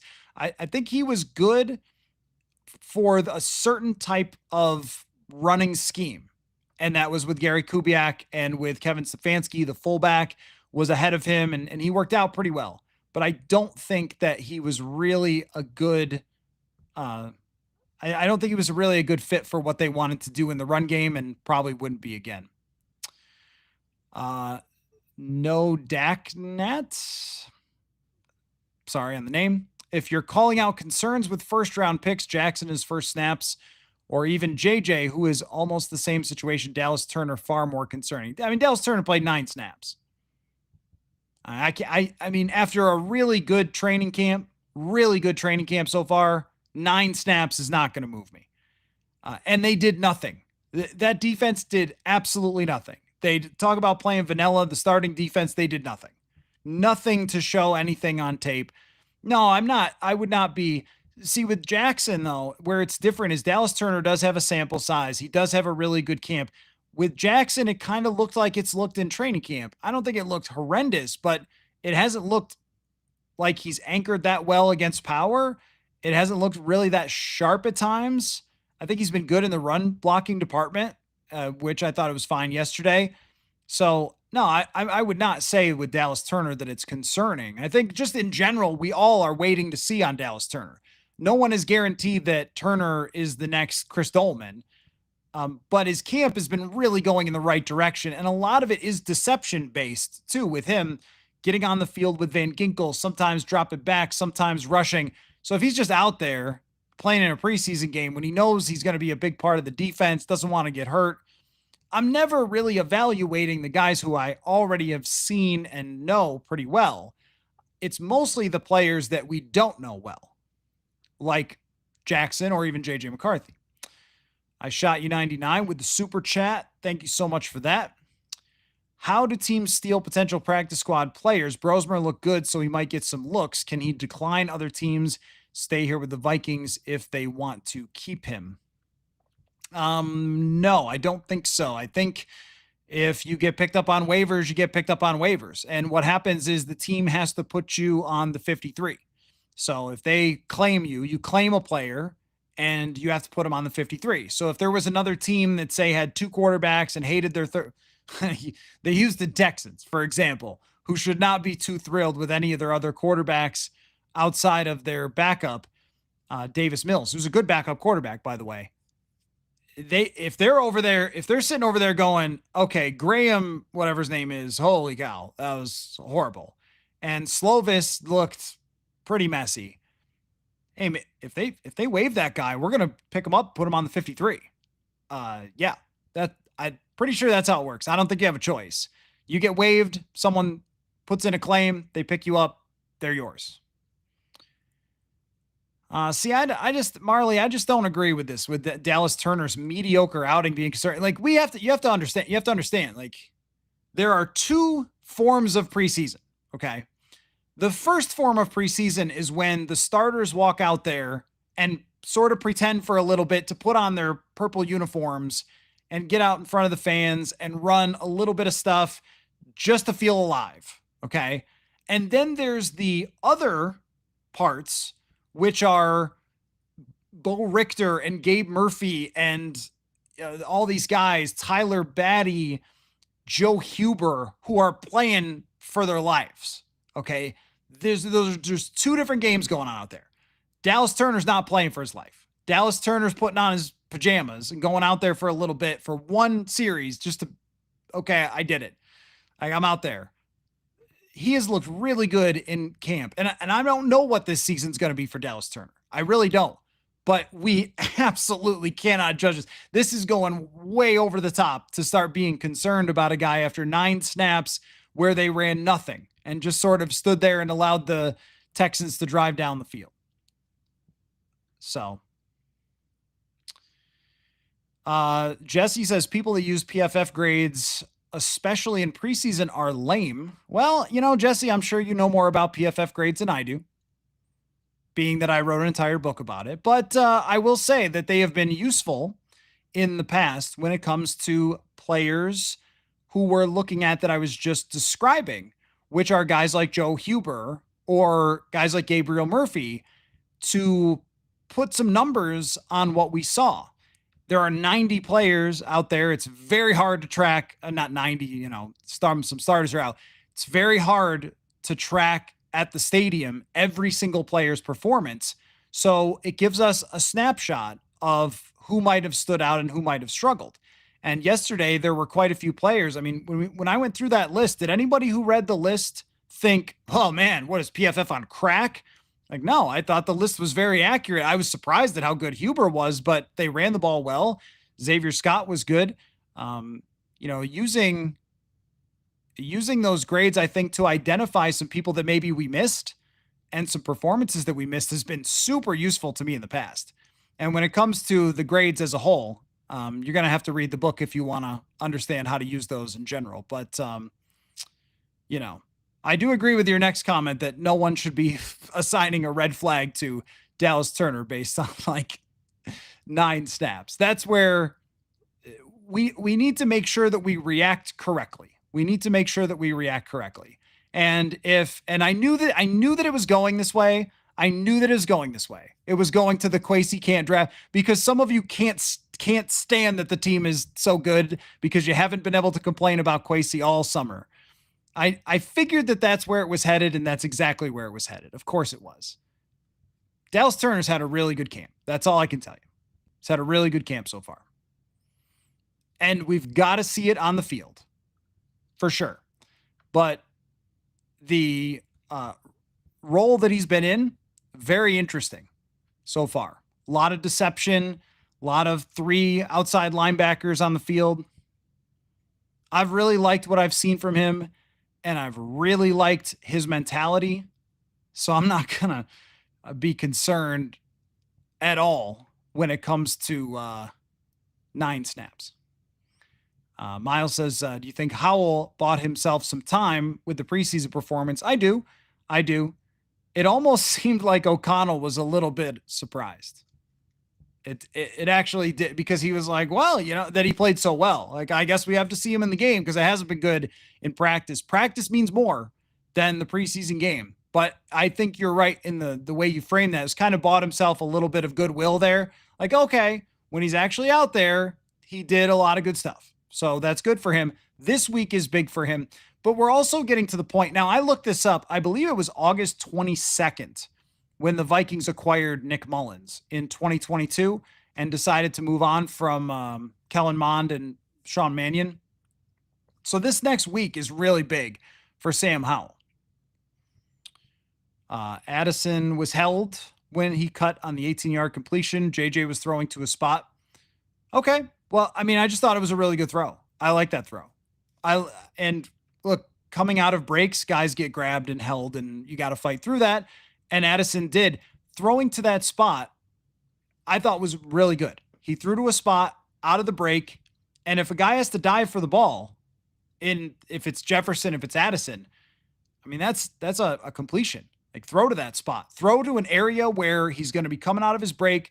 Throw with anticipation and let him dive into the ball. I mean, yeah, okay. If he gets held, it's going to slow him up a little bit and so forth, but you're going to have contact coming out of those breaks. I just thought it was a good play. And maybe if he's not touched at all, then it's an easy catch and he runs for a few more yards. But I thought from a timing perspective, muddy pocket, where the area of the football was, and even if he has to dive, I'm not calling that an inaccurate ball in the NFL, where receivers should dive and make catches all the time. Slide to play says thoughts on if Brian O'Neill is out, who replaces him, School, Rouse, or Brandel. I'm going to tell you the truth. I don't know right now. I don't know. Rouse has, to me, turned a bit of a corner in this offseason and played a lot yesterday, left tackle, right tackle. But Brandel being out there with the second team at right tackle, he's the most experienced. I just don't know if I would trust School right now with the camp that he's had. I don't think that I would trust him at this moment. He is the most experienced, but I might go Brandel right now because I think he's just the best player at that position. Stout as in a wall that doesn't get pushed back. Okay. Yeah, okay, that makes sense. I always thought of stout as being like kind of big, but maybe my definition of stout was more of like strong or yours. And I don't think there's a Garrett Bradberry. Like immediately when someone doesn't have a great game, we go, is he Ingram? Is he Bradberry? Like, oh, okay. Deep breaths. Deep breaths. He has had some issues with that, with anchoring, and he's had to fight really hard so far, and he's going to have to get stronger. But when you look at his athletic profile, it's way different than a Garrett Bradberry, and it's way different than an Ed Ingram. Much better athlete, much bigger. Much better athlete than Ingram, much bigger than Bradberry. I think it's just getting used to the defensive tackles in the NFL. Like they're powerful. They are powerful. Slide to play. Did you hear the 49ers running back room is getting hurt left, right, and center? Always, right? Isn't that always the case for the 49ers? Aren't they always getting hurt left, right, and center? But you're right. It is good that the Vikings with getting Mason is a great play. I mean, I couldn't be more impressed with Jordan Mason so far. Great decision. Honestly, like he's just looked like he's going to bring such a different element to them. Tied to Skull. Is Brosmer the new Kyle Sloter? Not to be snide. He's doing great with the opportunities, but isn't success for him making the practice squad, or am I wrong? So I think that there is a difference. I understand where you're going with that. But I think the difference is that remember Mike Zimmer, what he told us, because he laid it all out there for us when it came to that situation, is that in practice, it didn't look good at any point. For what was he there for 2 years? It never looked good in practice. And with Brosmer, it's always looked good in practice. And running around and scrambling and making plays in a preseason game is super fun and was really entertaining. And I give him credit for the athleticism and going out there and being a baller. And that's what you want to see, right? Like you're showing up to the stadium and you're watching fourth stringers. Hey, this quarterback's having a lot of fun out there. So I always thought it was great entertainment. The difference is though that Brosmer in the pocket, going through the reads, getting the football out, right places, good accuracy, good command, all that sort of stuff. That's way different. That's way different than just being like a fun time. And as far as putting him on the roster, I think that I would have said to you initially that yes, making the practice squad would have been a success. But I think right now he's making a case that if somebody else likes what they see, then they might decide that they're going to pick him up because he's shown that much potential. Whoa. Kudot, thank you so much for the huge super chat. Wow. Thank you so much. I appreciate you. That is very generous of you. Thank you. Unnecessary. I do say to folks, always greatly, greatly appreciate that. Just watching is supporting Purple Insider. And if you really want to support, that's a great way to do it. Or also go check out the newsletter. Purpleinsider.football is a great way to do that as well. Okay, so I have to go and pick up my wife at the airport. And it's been a really fun chat. Just looking for any more of those FanDuel question of the day answers. If you guys want to answer those in the chat after when you're watching the replay, where's the Vikings defense going to rank? They're playing a lot of good running backs. So shoot me the answer there. But really, really, really good chat. Really good chat today. Wait, just clicked the wrong one. There we go. Did Chapman's funky punt open the door for the competition? No, with Chapman. So I don't think so, but with Chapman, he's going to be around because of that exception. So they can keep him as far as the roster goes. So, no,